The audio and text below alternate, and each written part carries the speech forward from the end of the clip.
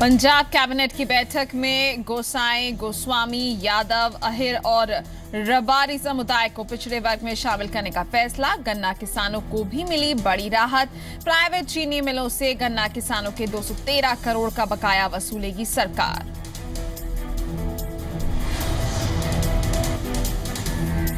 बस एक्सप्रेस के बाद आज से पंजाब में शुरू होगी कांग्रेस की साइकिल यात्रा। नेता प्रतिपक्ष चरणजीत सिंह चन्नी के नेतृत्व में कई मुद्दों को लेकर जनता के बीच जाएगी कांग्रेस। 3 चरणों में पूरे राज्य को कवर करेगी यात्रा।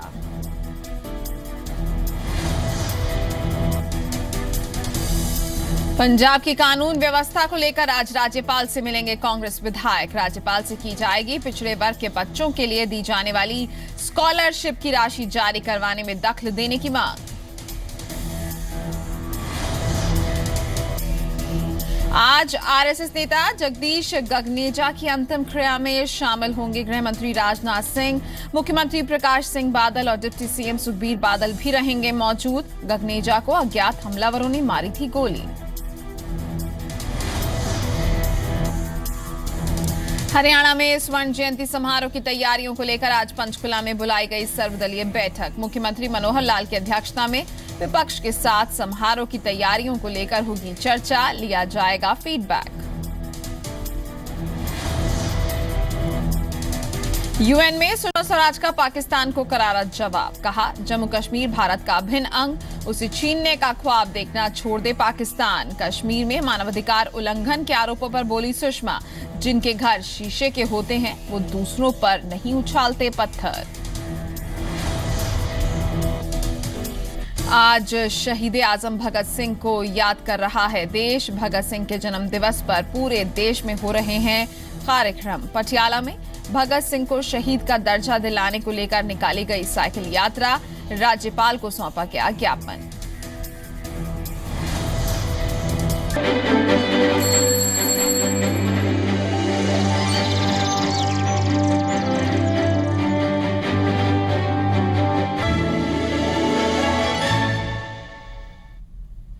नमस्कार, जी पंजाब हरियाणा हिमाचल के मॉर्निंग बुलेटिन गुड मॉर्निंग जी में आपका स्वागत है। आपके साथ मैं हुनीना कौरा। गुड मॉर्निंग जी में सबसे पहले नजर उन खबरों पर जो दिन भर सुर्खियों में छाई रहेंगी। इसके साथ साथ अब तक की प्रदेश की अहम खबरों को विस्तार से जानेंगे। 25 खबरें फटाफट अंदाज में आपके काम की और अच्छी खबर से भी आपको रूबरू कराएंगे। तो चलिए शुरुआत उन खबरों से जो आज दिन भर खबरों में ही छाई रहेंगी। पहली खबर का रुख करते हैं। पंजाब से जुड़ी हुई है ये खबर। पंजाब की कानून व्यवस्था को लेकर राज्यपाल से मिलेंगे आज कांग्रेसी विधायक। तो कानून व्यवस्था को लेकर सवाल लगातार विपक्ष उठा रहा है और इसी को लेकर आज राज्यपाल से मुलाकात करने वाली है कांग्रेस। पिछड़ा वर्ग के बच्चों के लिए स्कॉलरशिप की राशि जारी करने की भी मांग की जाएगी। साथ ही साथ कांग्रेस ने राज्यपाल बीपी बदनौर से दखल देने की मांग की है। इसके अलावा आपको यह भी बता दें कि बस एक्सप्रेस के बाद आज से पंजाब में कांग्रेस की साइकिल यात्रा शुरू होगी और इस यात्रा की जो शुरुआत है चरणजीत सिंह चन्नी करेंगे। चरणजीत सिंह चन्नी के कई मुद्दों को लेकर वो जनता के बीच भी जाएंगे। तो तमाम ऐसे पंजाब के मुद्दे हैं जिनको लेकर कांग्रेस अब जनता के बीच पहुंच रही है और अब आज साइकिल यात्रा का आगाज होगा। तो ये एक अलग ही तरीके से कांग्रेस का लगातार नई नई मुहिम चलाकर जनता के बीच जाने की तैयारी है। अगली खबर का रुख करते हैं। हरियाणा से जुड़ी हुई है ये खबर। हरियाणा में स्वर्ण जयंती समारोह की तैयारियां जो हैं वो तेज हो गई हैं और इसी को लेकर आज पंचकुला में सर्वदलीय बैठक बुलाई गई है। मुख्यमंत्री मनोहर लाल इस बैठक की अध्यक्षता करेंगे और विपक्ष के साथ समारोह की तैयारियों को लेकर चर्चा की जाएगी। तो बैठक के बारे में, साइकिल यात्रा के बारे में जी पंजाब सबसे पहले आप तक खबर पहुंचाएगा। इसके अलावा तमाम जो भी आज की बड़ी खबरें होंगी सबसे पहले आप तक जी पंजाब हरियाणा हिमाचल पहुंचाएगा। चलिए अब खबरों को विस्तार से जान लेते हैं। पंजाब कांग्रेस अध्यक्ष कैप्टन अमरिंदर सिंह ने पंजाब विधानसभा चुनाव में ईवीएम मशीनें किसी बाहरी राज्य से मंगवाने की मांग की है। उन्होंने सूबे में ईवीएम मशीनों के साथ छेड़छाड़ होने का अंदेशा जताया। वहीं कैप्टन के आरोपों पर मुख्यमंत्री प्रकाश सिंह बादल ने गेंद चुनाव आयोग के पाले में डाल दी है। 2017 विधानसभा चुनाव को लेकर जहां पंजाब के सियासी दल लोगों को भरमाने में लगे हुए हैं, तो वहीं चुनाव में कोई गड़बड़ी ना हो इसके लिए भी सियासी दलों ने कमर कस ली है। कैप्टन अमरिंदर सिंह ने चुनाव आयोग को पत्र लिखकर मांग की है कि पंजाब में विधानसभा चुनाव के दौरान इस्तेमाल की जाने वाली ईवीएम दूसरे प्रदेशों से मंगवाई जाएं। कैप्टन का आरोप है कि पंजाब में रखी ईवीएम को टैंपर किया जा सकता है। ये हर वेले ये टैंपर करते हैं।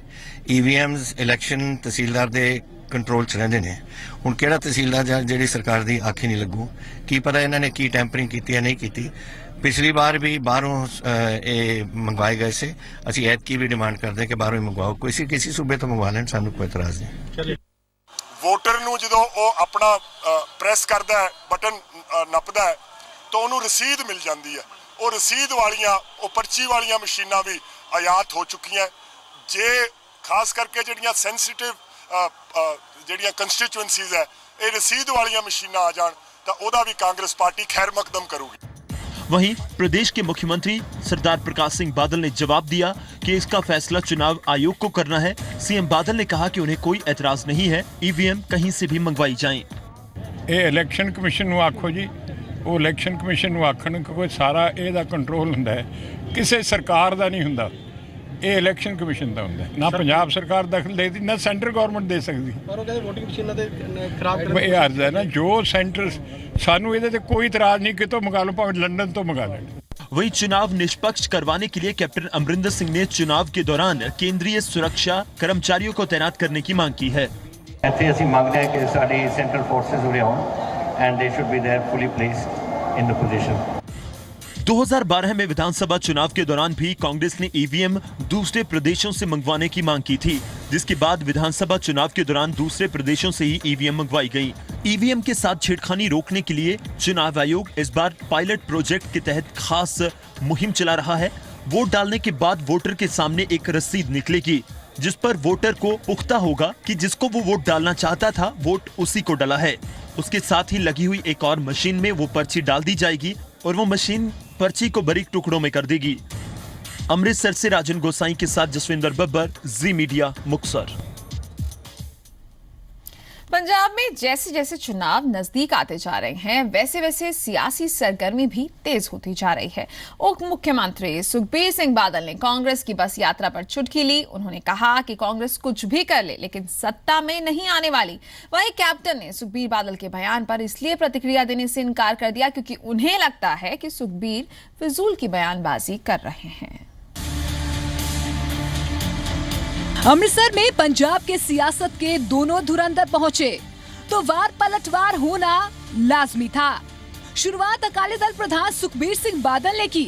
उन्होंने कांग्रेस की बस यात्रा पर चुटकी लेते हुए कहा कि कैप्टन जो मर्जी कर लें, पंजाब की सत्ता में काबिज होने का उनका सपना पूरा नहीं होगा।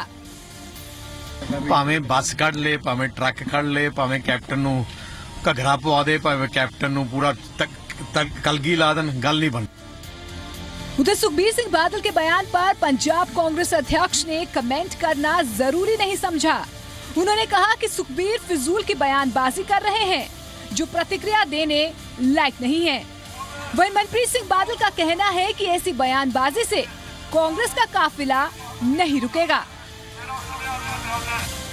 ਅੱਜ ਸੁਖਬੀਰ ਬਾਦਲ ਇੱਥੇ ਆਏ ਸੀ, ਉਹ ਬੜਾ ਇੱਕ ਬਿਆਨ ਦੇ ਕੇ ਗਏ ਨੇ ਕਿ ਕੈਪਟਨ ਵਿਦ ਕਾਫੀ ਚਾਹੇ ਕਰ ਲੈਣ, दारू विद कॉफी शुरू करनगे, कैप्टन साहब बसा चला लेन या घगरा कमेंट मैंने कोई करदा ये तो उनको बेवकूफ गल करदा है तो बेवकूफ गल दी जवाब नहीं हुंदा।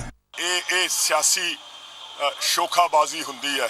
इस किस्म के बयान ये देने बड़े आसान है। किन्नी किरदार कुशी कर ले कैप्टन साहब दी, वो कांग्रेस पार्टी का काफिला जिहड़ा है वो रोक नहीं सकेगा। पंजाब के डिप्टी सीएम ने इससे पहले भी इस तरह के बयान देकर कैप्टन की खिल्ली उड़ाने का कोई मौका नहीं छोड़ा है। अमृतसर से राजन गोसाई के साथ ब्यूरो रिपोर्ट, जी मीडिया।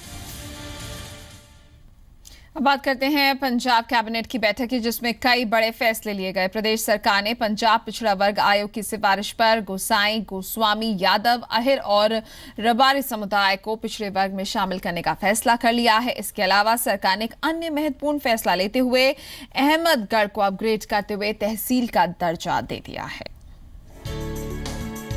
मुख्यमंत्री प्रकाश सिंह बादल की अगुवाई में पंजाब कैबिनेट की बैठक में कई अहम फैसले लिए गए।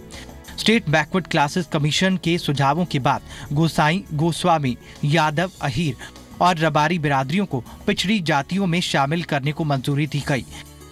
डॉक्टर दलजीत चीमा ने बताया कि इन बिरादरियों के आर्थिक, सामाजिक और शैक्षणिक स्टेटस को ध्यान में रखते हुए ये फैसला लिया गया। पिछले काफ़ी लंबे समय तो कुछ ਬਿਰਾਦਰੀਆਂ ਵੱਲੋਂ ਮੰਗ ਕੀਤੀ ਜਾ ਰਹੀ ਸੀ ਕਿ ਉਹਨਾਂ ਨੂੰ ਜਿਹੜਾ ਹੈਗਾ ਬੈਕਵਰਡ ਕਲਾਸਿਸ ਦੇ ਵਿੱਚ ਸ਼ਾਮਲ ਕੀਤਾ ਜਾਵੇ। ਉਹਦੇ ਵਿੱਚ ਇੱਕ ਗੁਸਾਈ, ਗੋਸਵਾਮੀ, ਯਾਦਵ, ਅਹੀਰ ਤੇ ਰਬਾਰੀ ਬਰਾਦਰੀਆਂ ਦੇ ਜਿਹੜੇ ਵੀ ਉਹਨਾਂ ਦੇ ਨਾਲ ਸੰਬੰਧ ਰੱਖਦੇ ਆ, ਕੈਬਨਿਟ ਨੇ बैकवर्ड क्लासेस ਦੇ ਵਿੱਚ शामिल करने का ਜਿਹੜਾ ਉਹ फैसला किया। कैबिनेट मीटिंग के दौरान प्रदेश में गन्ना किसानों को राहत देने के लिए प्रदेश सरकार ने 112 करोड़ रुपए की राशि जारी करने का फैसला लिया। इसके अलावा प्राइवेट शुगर मिलों से 213 करोड़ रुपए के बकाया की वसूली का फैसला लिया गया।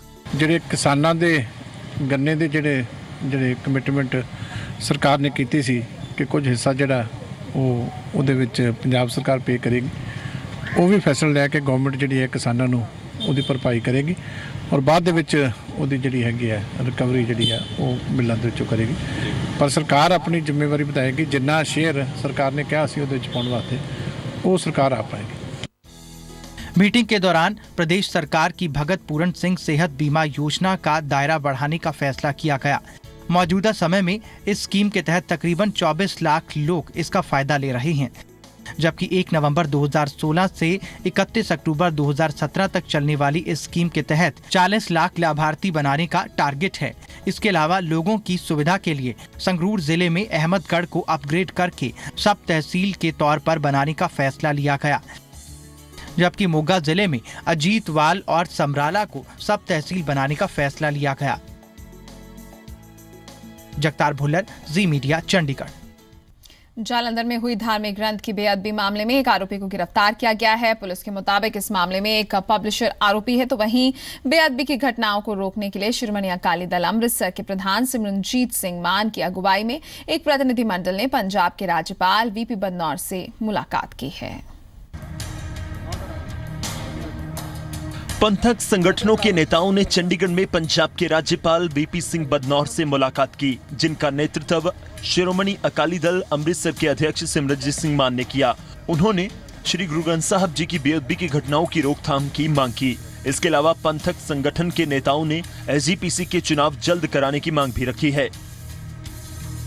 तुसी ऐ ना समझो कि जेड़ा गुरु ग्रंथ साहब दियां वार-वार बेअदबियां हो रही हैं कि एक चीज़ नूं जरूर छेती तो छेती तुसी करन दी कोशिश करो। श्रोमणी कमेटी दियां इलैक्शनां जल्दी तो जल्दी कराइयां जाण ते इनक्वायरी कीती जावे कि इहदे च घोड़ा मौड़ा 211 तो बाद जदों अनइलैक्टेड असैंबली साडी एसजीपीसी नूं ਇਹ ਸਾਰਾ ਕੁਝ ਹਿਸਾਬ ਕਿਤਾਬ ਹੋਵੇ ਤੇ ਇਹਦੇ ਇੱਕਦਮ ਜੇ ਸਿੱਖਾਂ ਨੂੰ ਤੁਸੀਂ ਜਮਹੂਰੀਅਤ ਦੇ ਵਿੱਚ ਰਹਿਣ ਦੇਣਾ ਤਾਂ ਫਿਰ ਐਸਜੀਪੀਸੀ ਦੇ ਇਲੈਕਸ਼ਨ ਦਵਾਸੱਟ ਹੋਣੇ ਚਾਹੀਦੇ ਹੈ। पंथक संगठनों के प्रतिनिधियों ने सरबत खालसा के आयोजन को लेकर भी राज्यपाल के समक्ष अपनी बात रखी। उन्होंने कहा कि आयोजन की इजाजत नहीं मिलने की सूरत में अदालत का दरवाजा खटखटाया जाएगा। ਤੇ ਸਰਬਤ ਖਾਲਸਾ ਜਿਹੜਾ 10 ਨਵੰਬਰ ਨੂੰ ਇਸ ਸਾਲ ਹੋਣਾ ਉਹਦੇ ਵਿੱਚ ਸਾਨੂੰ ਖਾਦਸ਼ਾ ਹੈਗਾ ਕਿ ਜਿਹੜਾ ਸਾਡਾ ਹੱਕ ਆਰਟੀਕਲ 19 ਦੇ ਤਹਿਤ ਹੈ ਕਿ ਸਾਨੂੰ ਫਰੀडम ਹੈ ਐਕਸਪ੍ਰੈਸ਼ਨ ਦੀ ਤੇ ਇਕੱਠ ਕਰਨ ਦੀ, ਉਹ ਵੀ ਪਾਬੰਦੀ ਲਾਉਣਗੇ। ਇਸ ਕਰਕੇ ਅਸੀਂ ਡੀਸੀ ਬਠਿੰਡੇ ਨੂੰ ਦਰਖਾਸਤ ਦੇਤੀ ਹੈ ਤੇ ਜੇ ਸਾਨੂੰ ਇਜਾਜ਼ਤ ਨਾ ਮਿਲੀ ਤੇ ਫਿਰ ਅਸੀਂ ਹਾਈ ਕੋਰਟ ਤੇ ਸੁਪਰੀਮ ਕੋਰਟ तक ਜਾਵਾਂਗੇ अपना हक लें। शिरोमणि अकाली दल अमृतसर सहित अन्य पंथक संगठन सिंधु नदी का पानी रोके जाने के भी खिलाफ हैं। जगतार भुल्लर, जी मीडिया, चंडीगढ़। पंजाब में आरएसएस के बड़े नेता जगदीश गगनेजा की अंतिम क्रिया में आज गृह मंत्री राजनाथ सिंह और पंजाब के मुख्यमंत्री प्रकाश सिंह बादल शामिल होंगे। इससे पहले कल हरियाणा के मुख्यमंत्री मनोहर लाल खट्टर जालंधर पहुंचे और स्वर्गीय गगनेजा के परिवार से मुलाकात कर उनका दुख साझा किया। गगनेजा की अज्ञात हमलावरों ने गोली मारकर हत्या कर दी थी। हरियाणा के मुख्यमंत्री मनोहर लाल जालंधर में आरएसएस के नेता रहे स्वर्गीय ब्रिगेडियर जगदीश गगनेजा के घर पहुंचे। जहां उन्होंने जगदीश गगनेजा के निधन पर परिवार का दुख साझा किया। सीएम ने कहा कि जगदीश गगनेजा नेक इंसान थे और उनके बलिदान से समाज की एकता को बल मिलेगा। बहुत ही एक नेक इंसान थे, हमारे संघ के इस स्टेट के पदाधिकारी थे और निश्चित रूप से जिन लोगों ने इस घटना को अंजाम दिया है उनके कोई ना कोई ज़रूर बहुत ही घिनौना कोई उनका इसके पीछे उद्देश्य रहा होगा, लेकिन इनकी बलिदानी ये समाज के काम आएगी और समाज की एकता को लोग कभी भी खंडित नहीं होने देंगे। सीएम मनोहर लाल ने भरोसा जताया कि सीबीआई जल्द ही गगनेजा के हत्यारों तक पहुंचकर इस साजिश का पर्दाफाश करेगी।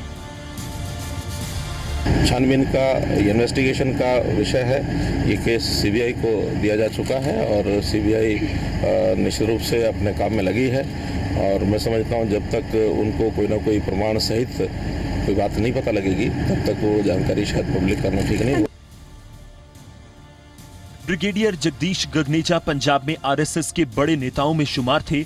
उन्हें जालंधर में ज्योति चौक पर अगस्त की शुरुआत में बाइक सवार बदमाशों ने गोली मार दी थी, जिसके बाद हाल ही में डीएमसी लुधियाना में उन्होंने दम तोड़ दिया था।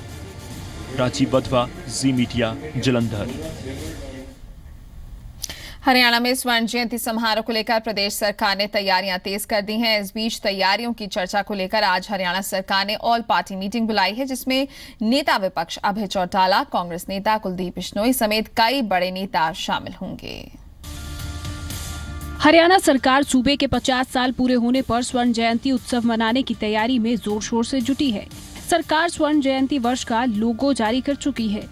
इस बीच प्रदेश सरकार विपक्ष को भी साथ लाने की कोशिश में है, जिसके मद्देनजर मंगलवार को सर्वदलीय बैठक बुलाई गई है, जिसमें इनेलो नेता अभय चौटाला, कांग्रेस नेता कुलदीप बिश्नोई सहित कई बड़े नेताओं के शामिल होने की उम्मीद है। बैठक पंचकुला में होगी, जिसकी अध्यक्षता खुद सीएम मनोहर लाल करेंगे। कल पंचकुला में जो अपना गोल्डन जुबली सेलिब्रेशंस हैं, हरियाणा प्रदेश को बने हुए 50 साल पूरे होने वाले हैं, उस उपलक्ष्य में एक गोल्डन जुबली सेलिब्रेशंस कमेटी बनाई गई है और जिसके अध्यक्ष मान्यवर श्री मनोहर लाल जी जो हमारे मुख्यमंत्री हैं वो हैं और उसके अंदर 141 मेंबर्स शामिल किए गए हैं। हरियाणा के सियासी चेहरों के अलावा सूबे के कई बड़े खिलाड़ी, साहित्यकार, अभिनेता, नेता और बड़े अधिकारी भी बैठक में मौजूद रहेंगे। चंडीगढ़ से ललित शर्मा के साथ न्यूज डेस्क रिपोर्ट, जी मीडिया। यूएन जनरल असेंबली में विदेश मंत्री सुषमा स्वराज ने पाकिस्तान को करारा जवाब दिया है। दुनिया के सामने पाकिस्तान को सुषमा ने साफ बता दिया कि जिनके घर शीशे के होते हैं वो दूसरों पर पत्थर नहीं फेंकते। आतंकवाद पर भारत का एजेंडा साफ कर दिया। सुषमा स्वराज ने इस्लामाबाद पर कई सवाल खड़े किए। कहा, हम पाकिस्तान की शुभकामनाएं दे रहे थे और बदले में हमें नुकसान हुआ। इतिहास गवाह है कि जिस किसी ने भी हिंसक विचारधारा के बीज बोए हैं उसका कड़वा फल उसे खाने को मिला है। ये छोटे छोटे आतंकवादी समूह जो छिटपुट काम कर रहे थे, आज इन समूहों ने मिलकर एक राक्षस का रूप धारण कर लिया, जिसके अनगिनत हाथ हैं, अनगिनत पांव हैं, अनगिनत दिमाग हैं और साथ में है अति आधुनिक तकनीक। इसलिए अब अपना या पराया, मेरा या दूसरे का आतंकवादी कहकर हम इस जंग को नहीं जीत पाएंगे। पता नहीं ये दैत्य किस समय किस तरफ का रुख कर लेगा।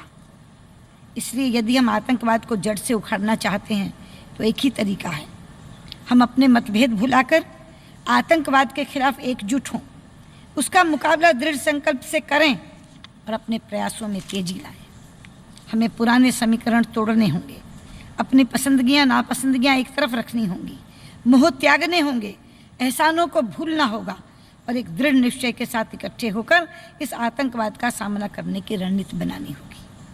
ये मुश्किल काम नहीं है अध्यक्ष महोदय, केवल इच्छा शक्ति की कमी है। ये काम हो सकता है और ये काम हमें करना है। नहीं करेंगे तो हमारी आने वाली संततियां हमें माफ़ नहीं करेंगी। हाँ, यदि कोई देश इस तरह की रणनीति में शामिल नहीं होना चाहता तो फिर हम उसे अलग थलग कर दें, अगर कोई देश इस तरह की रणनीति में शामिल नहीं होना चाहता तो मेरी मांग है कि हम उसे अलग थलग कर दें। पाकिस्तान के प्रधानमंत्री नवाज शरीफ ने भारत पर बातचीत के लिए शर्त की दीवार खड़ी करने का आरोप लगाया। इस बयान पर भी सुषमा ने कड़ा जवाब दिया। और दूसरी बात उन्होंने कही कि भारत जो शर्तें बातचीत के लिए लगा रहा है वो हमें मंजूर नहीं है। ये समझ नहीं रही कौन सी शर्त, किस शर्त की बात की जा रही है। हमारे शपथ ग्रहण समारोह से पहले जब हमने पाकिस्तान के प्रधानमंत्री को समारोह में आने का न्योता दिया था, आमंत्रण दिया था, तो क्या कोई शर्त रखी थी? मैं स्वयं इस्लामाबाद गई थी और कॉम्प्रिहेंसिव बायलैटरल डायलॉग हमने शुरू किया था इकट्ठे बैठकर। क्या कोई शर्त रखी थी? प्रधानमंत्री मोदी काबुल से दिल्ली आते हुए लाहौर उतर गए थे, कोई शर्त लगा कर गए थे क्या? ये कौन सी शर्तों की बात हो रही है? सच्चाई तो यह है अध्यक्ष जी कि शर्तों के आधार पर नहीं, मित्रता के आधार पर हमने पाकिस्तान के साथ सारे के सारे विवाद सुलझाने की पहल की थी और मित्रता भी सहजता की तरफ जा रही थी। कभी ईद की शुभकामनाएं, कभी क्रिकेट की शुभकामनाएं, कभी स्वास्थ्य के हाल का कुशलक्षेम। हमने 2 बरस में मित्रता का वो पैमाना खड़ा किया जो उससे पहले कभी नहीं था। लेकिन हमें मिला क्या बदले में? पठानकोट, उरी, बहादुर अली। मैं पूछना चाहती हूं, हम शर्तें लगा रहे हैं या आप दूसरी नीयत दिखा रहे हैं? बहादुर अली तो जिंदा सबूत है हमारे पास, जिंदा, कि सीमा पार से आतंकवादी आया है, लिखित में सबूत है हमारे पास उसका। कि मैं एक चीज़ यहाँ बता दूँ, अगर पाकिस्तान ये समझता है कि इस तरह की हरकतें करके या इस तरह के भड़काऊ बयान देकर वो भारत का कोई हिस्सा हमसे छीन सकता है, तो मैं पूरी दृढ़ता और स्पष्टता के साथ यहाँ ये कह देना चाहती हूँ कि आपका ये मंसूबा कभी कामयाब नहीं होगा। कश्मीर भारत का अभिन्न हिस्सा है, जम्मू कश्मीर भारत का अभिन्न हिस्सा है और अभिन्न हिस्सा रहेगा। इसलिए ये ख्वाब देखना छोड़ दें। Pakistan wants peace with India. We have gone the extra mile to achieve this, repeatedly offering a dialogue to address all outstanding issues. But India has posed unacceptable preconditions to engage in a dialogue. Let us be clear. Talks are no favor to Pakistan. Talks are in the interest of both countries. They are essential to resolve our differences, especially in Jammu and Kashmir dispute, and to avert the danger of any escalation.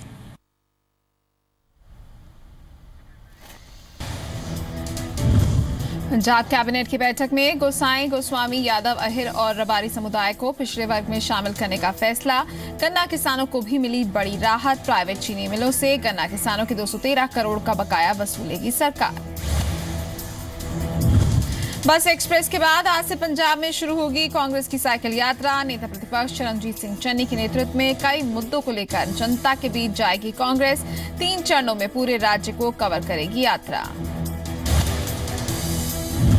Punjab की कानून व्यवस्था को लेकर आज राज्यपाल से मिलेंगे कांग्रेस विधायक। राज्यपाल से की जाएगी पिछड़े वर्ग के बच्चों के लिए दी जाने वाली स्कॉलरशिप की राशि जारी करवाने में दखल देने की मांग। लुधियाना के लाडोवाल में 118 करोड़ की लागत से बनने वाले मेगा फूड पार्क का किया गया शिलान्यास। केंद्रीय फूड प्रोसेसिंग मंत्री हरसिमरत कौर बादल, उप मुख्यमंत्री सुखबीर सिंह बादल और केंद्रीय राज्य मंत्री साध्वी निरंजन ज्योति रही मौजूद। पंजाब कांग्रेस के अध्यक्ष कैप्टन अमरिंदर सिंह ने विधानसभा चुनाव के लिए ईवीएम दूसरे राज्यों से मंगवाने की रखी मांग। मुख्यमंत्री प्रकाश सिंह बादल बोले, कैप्टन ऐसे बयान देते रहते हैं।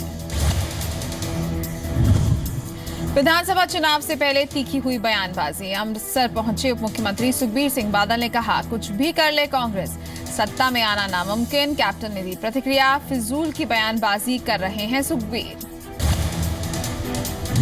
हर किसी के निशाने पर आम आदमी पार्टी। सुखबीर सिंह बादल ने कहा केजरीवाल को पहचान गई है पंजाब की जनता। कांग्रेस नेता मनप्रीत बादल ने किया पार्टी की गुटबाजी का जिक्र। पंजाब में बढ़ रहे धर्म ग्रंथों की बेअदबी के मामलों पर रोक लगाने की मांग को लेकर राज्यपाल बीपी सिंह बदनौर से मिला शिरोमणि अकाली दल अमृतसर का प्रतिनिधिमंडल। प्रधान सिमरनजीत सिंह मान की अगुवाई में हुई मुलाकात। पंथक संगठन के नेताओं ने की एसजीपीसी के चुनाव जल्द कराने की मांग। जालंधर में हुई धार्मिक ग्रंथ की बेअदबी मामले में एक आरोपी गिरफ्तार। पुलिस के मुताबिक एक पब्लिशर है आरोपी। लगातार सामने आ रहे बेअदबी के मामलों को लेकर सिख संगठनों ने राज्यपाल से की मुलाकात। पंजाब कांग्रेस अध्यक्ष कैप्टन अमरिंदर सिंह ने महावा बस हादसे में मारे गए 7 बच्चों के पीड़ित परिवारों से की मुलाकात। सरकार से की पीड़ित परिवारों को 10 लाख का मुआवजा देने की मांग। पंजाब में 1 अक्टूबर से शुरू होगी धान की सरकारी खरीद। अधिकारी कर रहे हैं पुख्ता बंदोबस्त के दावे। सरकारी दावों की खोखला करार दे रहे हैं मंडी में धान बेचने के लिए पहुंच रहे किसान। कहा उनके लिए नहीं की गई है कोई भी व्यवस्था। आज आरएसएस नेता जगदीश गगनेजा की अंतिम क्रिया में शामिल होंगे गृह मंत्री राजनाथ सिंह, मुख्यमंत्री प्रकाश सिंह बादल और डिप्टी सीएम सुखबीर सिंह बादल भी रहेंगे मौजूद। गगनेजा को अज्ञात हमलावरों ने मारी थी गोली। जालंधर में आरएसएस नेता जगदीश गगनेजा के घर पहुंचे हरियाणा के मुख्यमंत्री मनोहर लाल। परिवार के साथ साझा किया दुख। सीबीआई से जल्द ही हत्यारों तक पहुंचने की जताई उम्मीद। हरियाणा में स्वर्ण जयंती समारोह की तैयारियों को लेकर आज पंचकुला में बुलाई गई सर्वदलीय बैठक। मुख्यमंत्री मनोहर लाल की अध्यक्षता में विपक्ष के साथ समारोह की तैयारियों को लेकर होगी चर्चा। लिया जाएगा फीडबैक। रोहतक पीजीआई में अब खाट पर होगा मरीजों का इलाज। चिकनगुनिया, डेंगू और वायरल बुखार के मरीजों की बढ़ती तादाद को देखते हुए लिया गया फैसला। हिमाचल में इस बार बरसात ने मचाई भारी तबाही। 800 करोड़ रुपए से ज्यादा के नुकसान का आकलन। कई लोगों की गई जान तो 136 मवेशी भी मारे गए। शिमला में पानी की किल्लत पर जमकर हो रही है सियासत। बीजेपी ने नगर निगम पर फोड़ा ठीकरा। नगर निगम का दावा अश्विनी खड्ड से पानी की सप्लाई सुचारू होने पर ही समस्या से पूरी तरह से मिलेगी निजात। बीजेपी युवा मोर्चा प्रदेश भर में 75,000 युवा कार्यकर्ताओं को देगा ट्रेनिंग। 3 महीने की कड़ी ट्रेनिंग के बाद केंद्र सरकार की उपलब्धियों और हिमाचल सरकार की नाकामियों को जन जन तक पहुंचाएंगे कार्यकर्ता। बिहार विधानसभा के प्रतिनिधिमंडल ने हिमाचल विधानसभा का किया दौरा। ई विधान प्रणाली की प्रक्रिया से हुए रूबरू। बिहार में भी ई विधानसभा प्रणाली शुरू करने की कही बात। ई विधान प्रणाली को लागू करने वाला देश का पहला राज्य है हिमाचल प्रदेश। अब तक 12 राज्य कर चुके हैं ई विधानसभा का दौरा। बिलासपुर में डाक विभाग ने किया टिकट प्रदर्शनी का आयोजन। प्रदर्शनी का मुख्य आकर्षण केंद्र रही 52 देशों की टिकटें। भारत की धरोहरों और महापुरुषों की डाक टिकटों ने भी किया लोगों को आकर्षित। मनाली में चल रही है सलमान खान की फिल्म ट्यूब लाइट की शूटिंग। सोमवार को शूटिंग के बाद मनाली की सड़कों पर बाइक दौड़ाते दिखे बॉलीवुड के सुल्तान सलमान खान। हिमाचल प्रदेश के कई इलाकों में ठंड ने दी दस्तक। डलहौजी में भी गिर गया है तापमान। पहली बार सितंबर के महीने में ही आई ठंड की ठिठुरन। लोगों ने निकाल लिए हैं गर्म कपड़े। मौसम का लुत्फ उठा रहे हैं सैलानी। यूएन में सुषमा स्वराज का पाकिस्तान को करारा जवाब। कहा जम्मू कश्मीर भारत का अभिन्न अंग। उसे छीनने का ख्वाब देखना छोड़ दे पाकिस्तान। कश्मीर में मानवाधिकार उल्लंघन के आरोपों पर बोली सुषमा जिनके घर शीशे के होते हैं वो दूसरों पर नहीं उछालते पत्थर।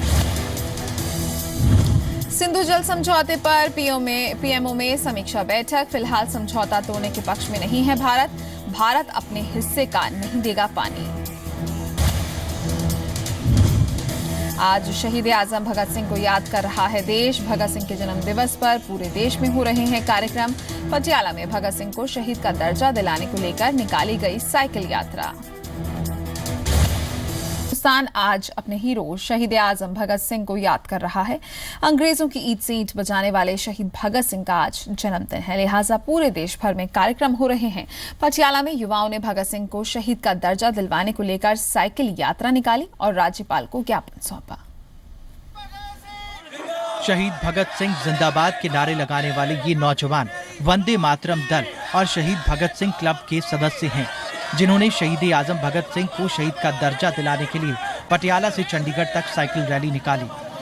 इस बारे में राज्यपाल को ज्ञापन भी सौंपा। यहाँ साइकिलों पर बैनर लगे हुए थे, जिन पर लिखा गया था कि भगत सिंह आतंकवादी नहीं बल्कि हमारे आदर्श हैं।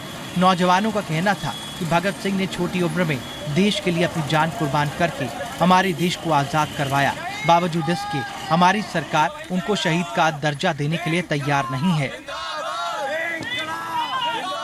साडी मांग है कि बड़ी ही दुख की गल है, अज भारत नूं आजाद होए 69 साल हो गए ने, पर अज भी साडे आदर्श, साडे सिरमौर, साडे लिए शहीद होने वाले, फांसी दे फंदे दे हੱਸ के चढ़न वाले शहीद भगत सिंह नूं सरकारी रिकार्ड विच अतवादी दी लिस्ट लिखिया होया। ਅਸੀਂ ਚਾਹੁੰਦੇ ਹਾਂ ਕਿ ਉਹਨਾਂ ਨੂੰ शहीद का दर्जा दे के सरकारी कागजां 'ਚ रिकार्ड 'ਚ ਉਹਨਾਂ ਨੂੰ शहीद के तौर पर पेश किया जाए।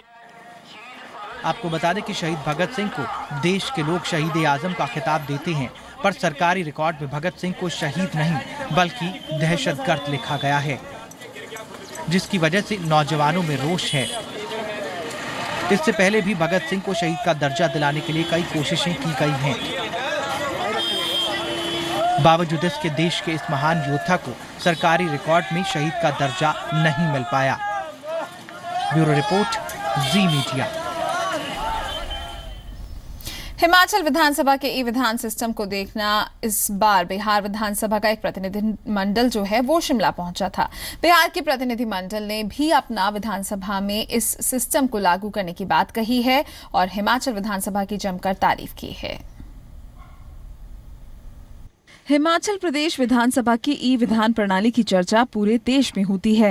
ई विधान प्रणाली लागू करने वाला हिमाचल प्रदेश देश का पहला राज्य है और यही वजह है कि बाकी राज्यों की विधानसभाओं के सदस्य इस ई विधान प्रणाली को सीखने, समझने यहाँ आते हैं। इस बेहद खास और आधुनिक प्रणाली के तहत जहां हर साल हिमाचल विधानसभा सचिवालय करीब 15 करोड़ रुपए की बचत करता है, तो वहीं इससे समय और कागजों की खपत ना के बराबर हो चुकी है। यही वजह है कि 12 राज्यों के बाद अब बिहार विधानसभा का एक प्रतिनिधिमंडल ई विधान को अपनी विधानसभा में लागू करवाने की इच्छा के साथ इसका जायजा लेने पहुंचा, जिसके बाद प्रतिनिधिमंडल ने इस प्रणाली के एक साथ कई फायदों को देखते हुए बिहार विधानसभा में जल्द इसे लागू करने का दावा किया। कहने का मतलब है कि पेपर के बोझ से विधानसभा को और उनके सदस्यों को निजात मिलेगी और ये बहुत बड़ी उपलब्धि होगी और निश्चित तौर पे हम लोग को भरोसा है कि हमारे यहाँ भी लागू होगा। हिमाचल विधानसभा अध्यक्ष बृज बिहारी लाल बुटेल के मुताबिक इससे एक बहुत बड़ी बचत हो रही है। उन्होंने उम्मीद जताई कि हिमाचल के बाद बिहार विधानसभा देश की दूसरी ई विधान प्रणाली लागू करने वाली विधानसभा होगी। हमारे असेंबली में जो ई विधान का प्रोसेस हुआ है उसको देखा है और उसमें यहाँ भी मुझे कह रहे थे कि हम भी वहाँ पर बिहार में ये अडॉप्ट करना चाहते हैं। भारतवर्ष में हिमाचल के बाद बिहार ही ऐसी विधानसभा होगी जहां पर ई विधान का प्रचलन जो है वो शुरू हो जाएगा। हिमाचल प्रदेश में ई विधान प्रणाली लागू हुए 3 साल से भी ज्यादा का वक्त हो चुका है, लिहाजा यहाँ सचिवालय कर्मचारियों समेत सभी सदस्य भी इस प्रणाली में खुद को ढाल चुके हैं, जिसके सकारात्मक नतीजे भी सामने आ रहे हैं। शिमला से ब्यूरो रिपोर्ट, जी मीडिया।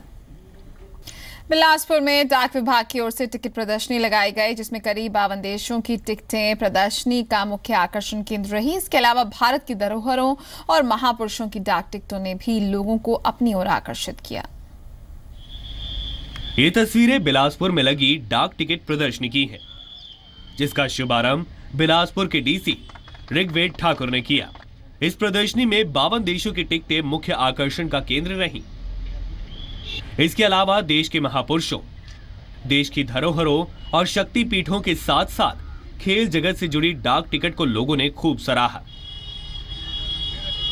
मैं समझता हूँ एक सराहनीय प्रयास है कि सभी जो डाक टिकट जो कलेक्ट करते हैं उनका यहाँ पर प्रदर्शित किया गया है। उन डाक टिकटों के माध्यम से हमारा जो ऐतिहासिक कुछ इवेंट्स है या कोई कल्चर है उसको प्रदर्शित किया जाता है। हमारे देश के ही नहीं अन्य देशों के भी जो कल्चर है वो डाक टिकट के माध्यम से यहाँ पर हमारे सामने रखे गए हैं। इस दौरान करीब 1000 से भी ज्यादा टिकटों की प्रदर्शनी लगी है।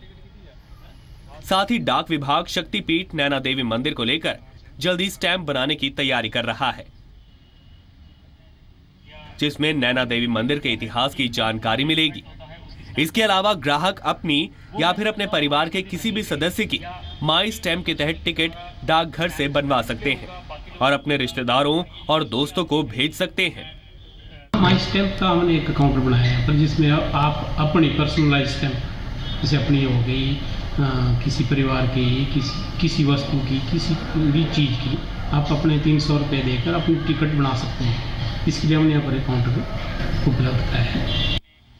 दरअसल देश में डाक टिकटों के महत्व और उनके ऐतिहासिक मूल्य को जन जन तक पहुंचाने के उद्देश्य से बिलासपुर में भारतीय डाक विभाग ने 2 दिवसीय टिकट प्रदर्शनी का आयोजन किया है। विजय भारद्वाज, जी मीडिया, बिलासपुर। हरियाणा का सिरसा और पंचकुला शौच फ्री हो चुका है, लेकिन देश में अपनी खूबसूरती के लिए अलग पहचान बना चुके चंडीगढ़ के माथे पर यह धब्बा अभी भी लगा हुआ है। इसमें सवाल यह है कि सिटी ब्यूटीफुल चंडीगढ़ कब ओपन डिफिकेशन फ्री सिटी बनेगा।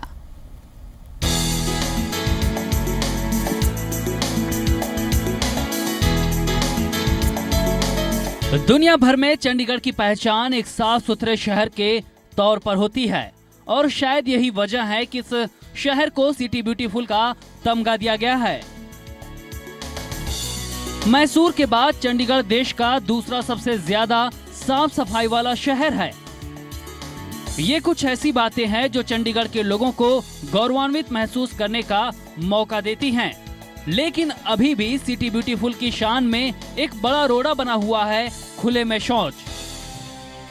जी हां, हरियाणा का सिरसा और पंचकुला खुले में शौच फ्री हो चुका है, लेकिन चंडीगढ़ जैसा खूबसूरत शहर ओपन डेफिकेशन फ्री सिटी नहीं बन सका है। हालांकि नगर निगम का दावा है कि शहर को खुले में शौच फ्री करने की कोशिशें जारी हैं। स्लम एरिया में लोगों को जागरूक किया जा रहा है।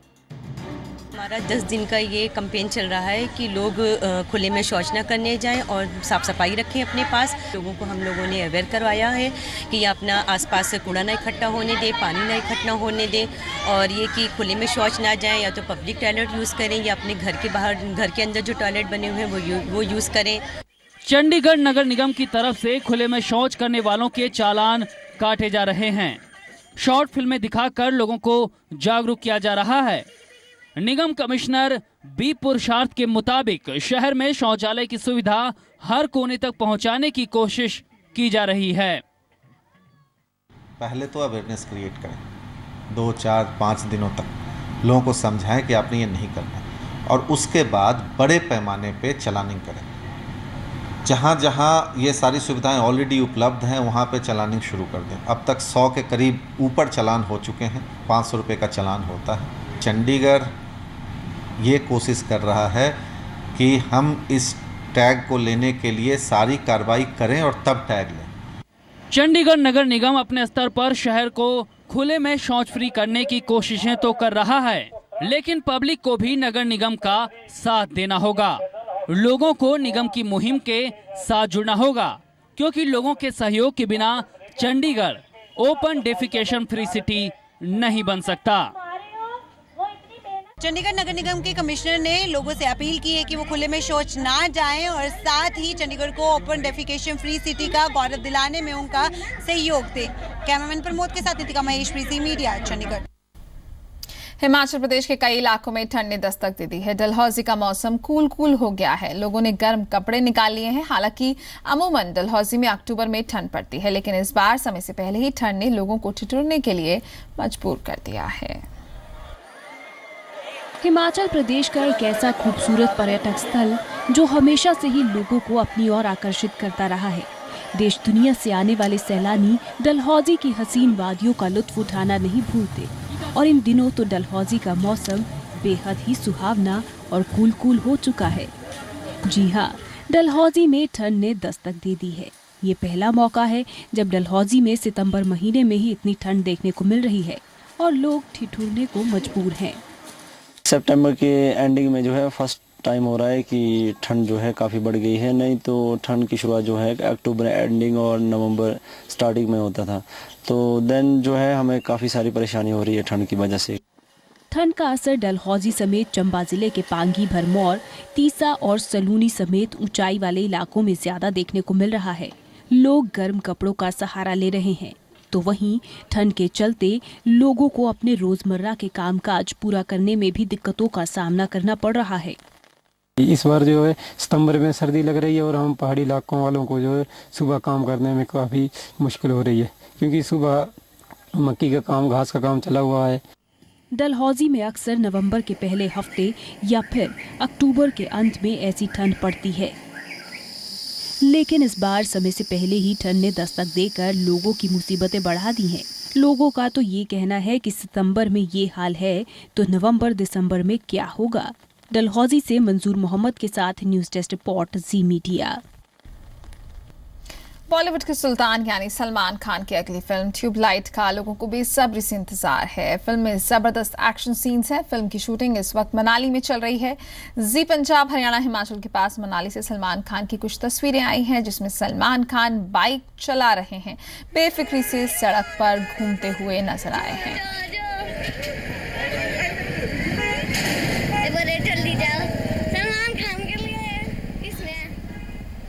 और चलिए इसी के साथ गुड मॉर्निंग जी में फिलहाल इतना ही। दीजिए इजाजत, नमस्कार।